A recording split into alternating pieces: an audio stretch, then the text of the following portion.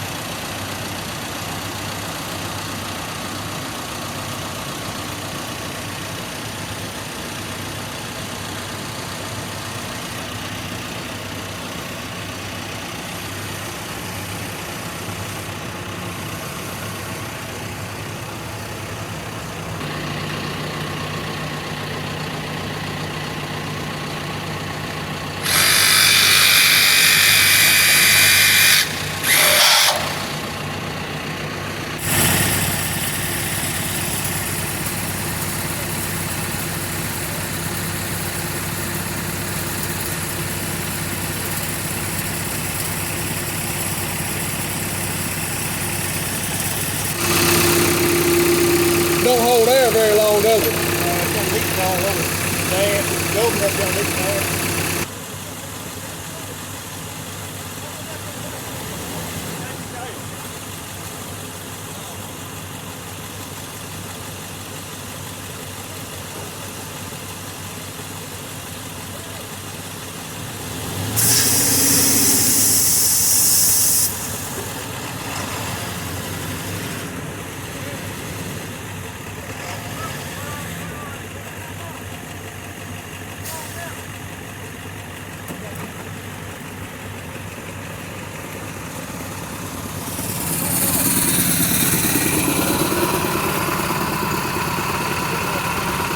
Hydraulic hose is all fired up, fell off.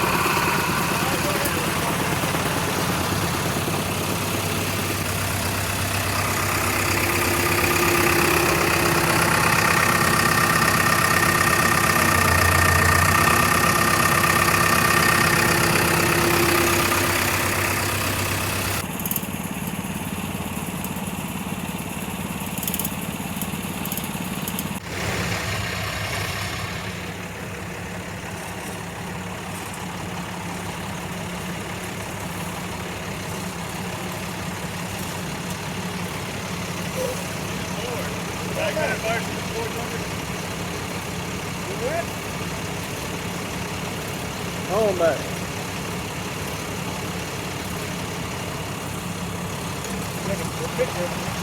Yeah.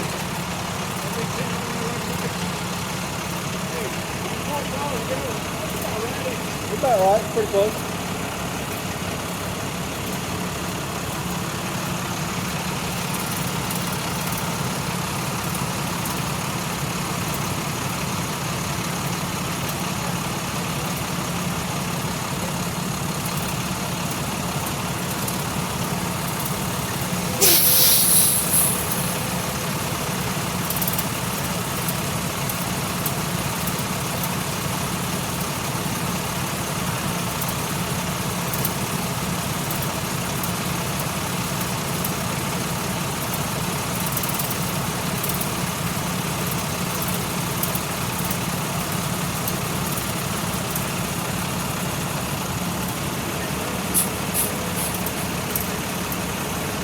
All them hoses in the way.